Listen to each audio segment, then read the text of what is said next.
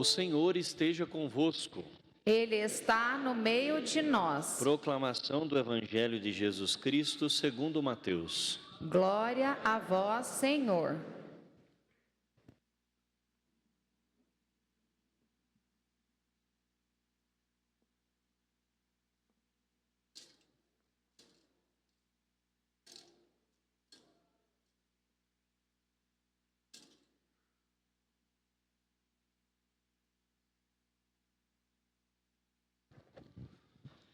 Naquele tempo, Jesus foi à região de Cesareia de Filipe e ali perguntou aos seus discípulos: Quem dizem os homens ser o Filho do Homem?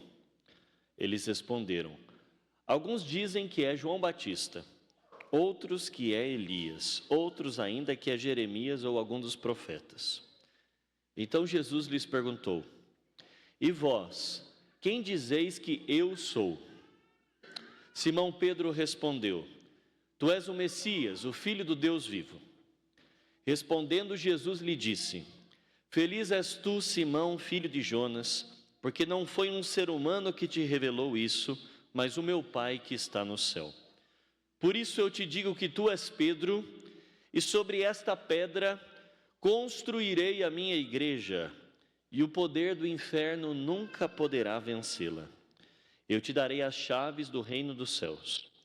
Tudo que tu ligares na terra será ligado nos céus. Tudo que tu desligares na terra será desligado nos céus. Palavra da salvação. Glória a vós, Senhor.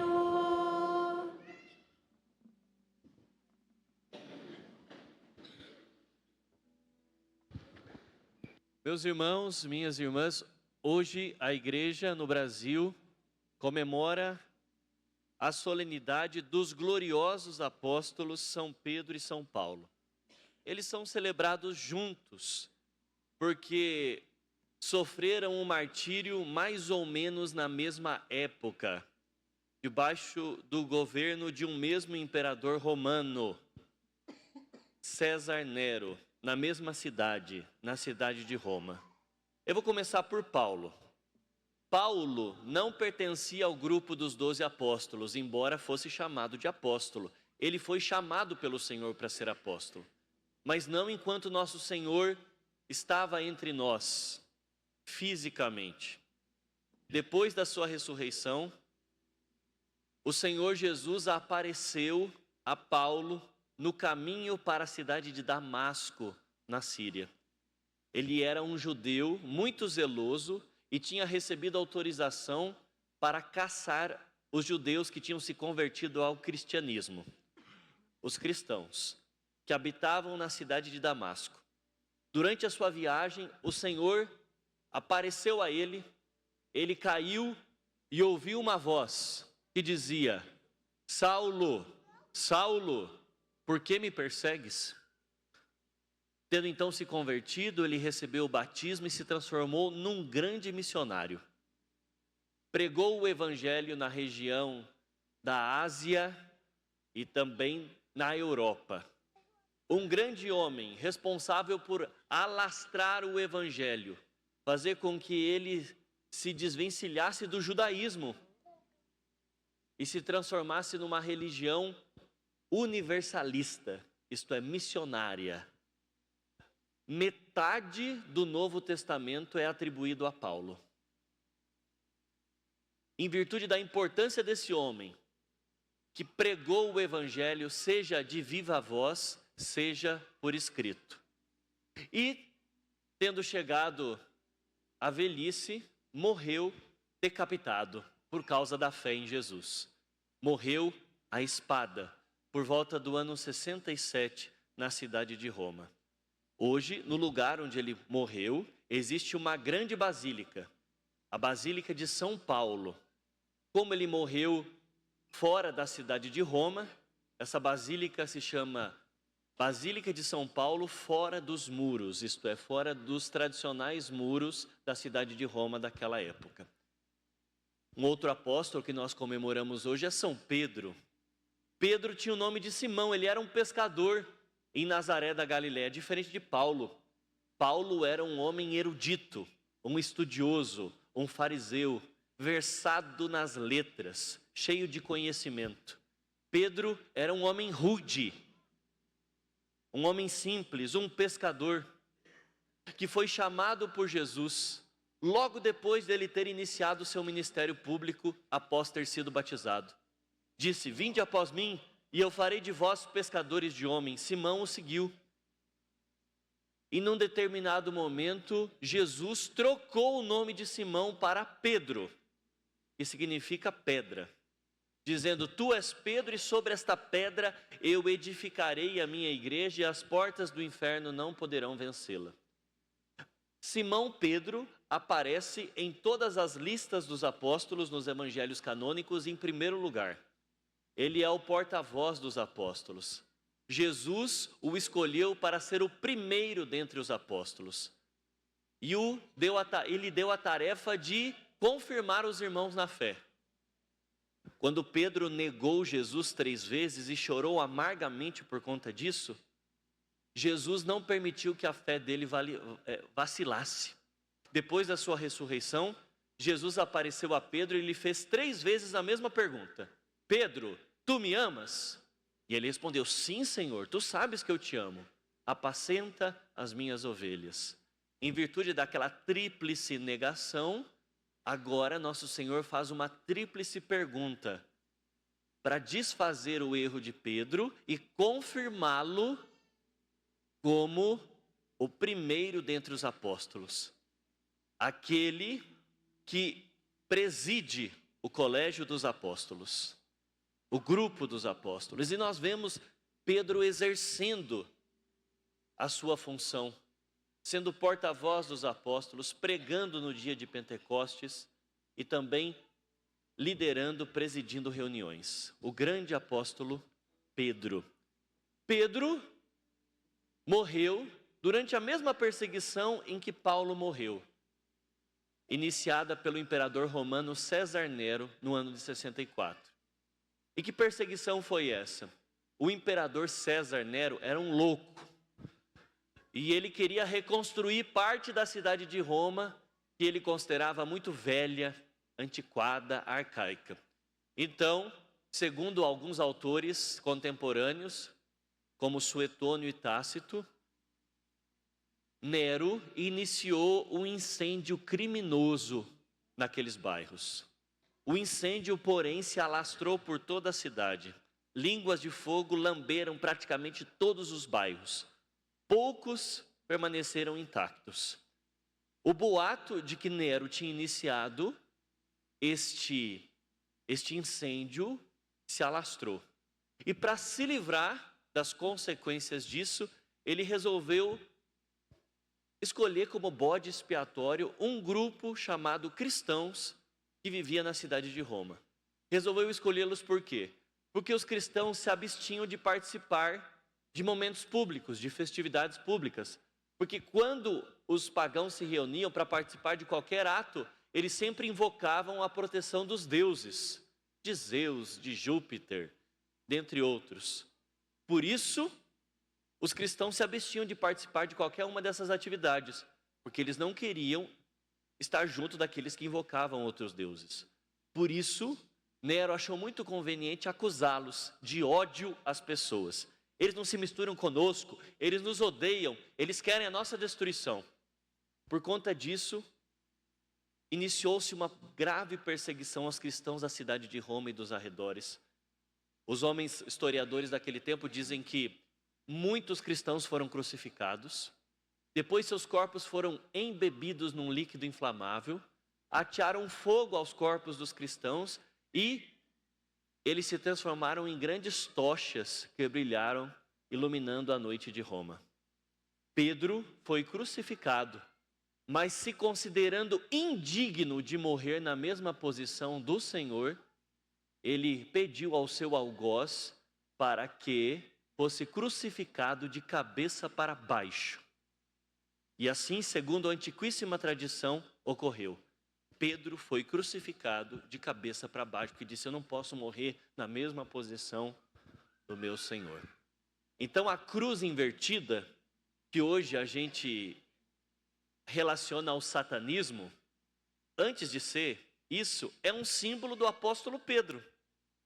Essa coisa de cruz invertida estar relacionada ao satanismo é coisa muito recente. Roubaram esse símbolo, mas o símbolo da cruz invertida não é satanista. Ele é cristão e ele faz uma relação, uma ligação com o apóstolo Pedro. Ele morreu, assim como Paulo, para derramar o seu sangue por causa do testemunho de Jesus. Foi sobre esse homem que Cristo disse: eu vou edificar a minha igreja, você é uma pedra. Por isso que ele mudou o nome de Simão para Pedro. Petros, é o masculino de Petra, significa pedra. Na língua de Jesus, Kefas, ou Kefa. Kefas, tu és pedra, e sobre esta pedra eu vou construir a minha igreja. Nesse momento, Jesus torna aquele homem e a profissão de fé daquele homem o fundamento visível da sua igreja. Mas Pedro não é uma pedra deslocada, uma pedra que pertence somente àquele tempo. Não, é uma pedra transmitida. A missão que Cristo deu a Pedro de confirmar os irmãos da fé, a missão que Cristo deu a Pedro de ser símbolo visível, sinal visível da unidade entre todos os cristãos, foi transmitida aos sucessores de Pedro.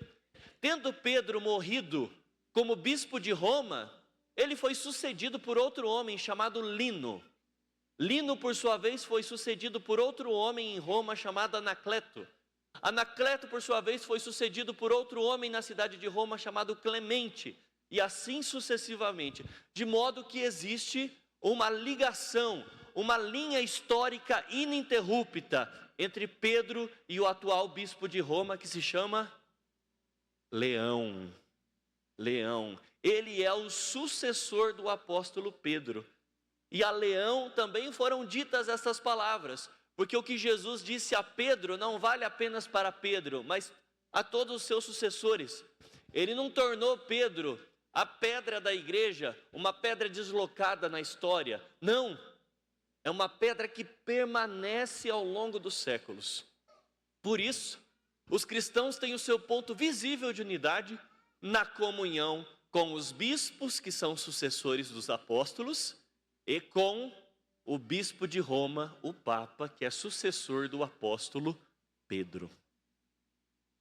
E ao longo da história, nós podemos contar com muitos sucessores de Pedro, alguns dignos, santos, e outros indignos e pecadores, imorais. Todos nós conhecemos a história.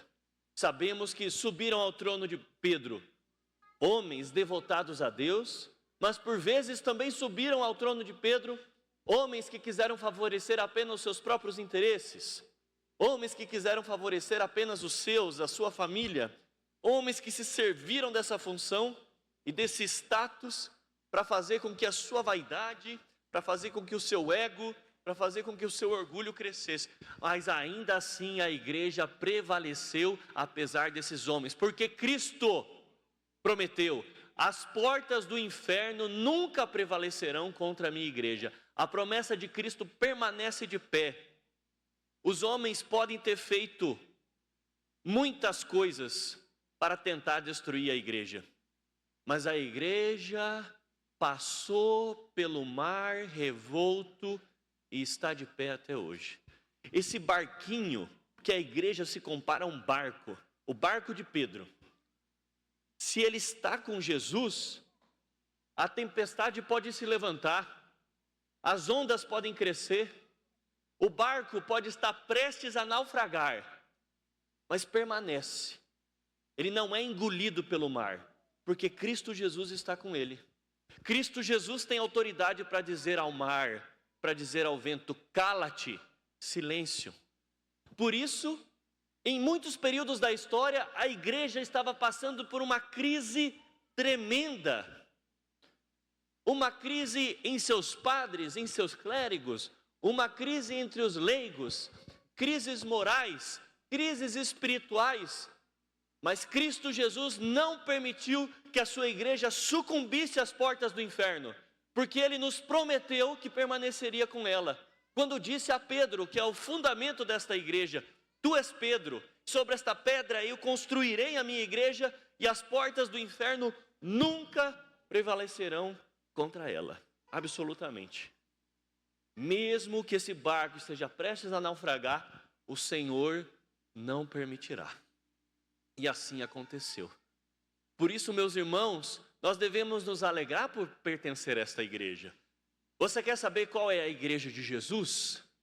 Pergunte-se, qual é a igreja que tem como princípio visível e líder o sucessor do apóstolo Pedro?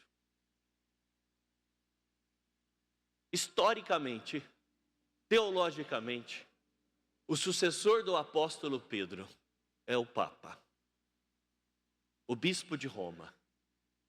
E nós sabemos que se estivermos em comunhão com o Papa e em comunhão com os legítimos sucessores dos apóstolos, nós estamos na igreja que Cristo fundou, para a qual ele prometeu que as portas do inferno não prevalecerão. Mesmo diante de todas as dificuldades pelas quais a igreja eventualmente passou, está passando e passará. Por isso, meu irmão, seja feliz e glorie-se no Senhor por pertencer a esta igreja. Não faça da sua fé uma fé emotiva. Quantas pessoas abandonam a igreja por puro emocionalismo? Não que as emoções sejam ruins, elas são muito boas, mas por pura emoção, por pura sensação, vão onde se apela mais, onde se grita mais, vão aonde sentem arrepio, onde podem chorar por conta da música. Ah, mas aqui nós temos uma música maravilhosa, cheia de batidas, que me arrepia e que me faz chorar. Fé não é arrepio. Fé é convicção. Não se mede fé pelo choro, pelas lágrimas, pelos arrepios, pelas sensações. Elas existem, mas esse não é o critério da fé. O critério da fé, meus irmãos, é estar fundado nas promessas de Cristo, conhecendo a sua palavra, que não falha, conhecendo a sua doutrina e, antes de tudo, conhecendo a Jesus pessoalmente. Comemorar o apóstolo Pedro hoje é comemorar o dia do Papa. Por isso, de maneira especial, nós rezamos pelo Santo Padre. Ninguém é católico de verdade se não estiver unido ao Papa, seja ele quem for.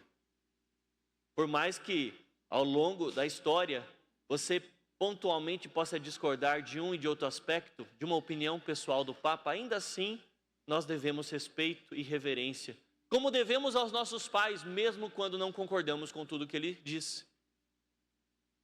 Mas se ele ensina enquanto pastor e mestre, nós devemos acatar. E o Senhor Jesus nos ajude, então, a sermos fiéis à sua igreja, crendo, apoiados na promessa: as portas do inferno não irão prevalecer contra a minha igreja.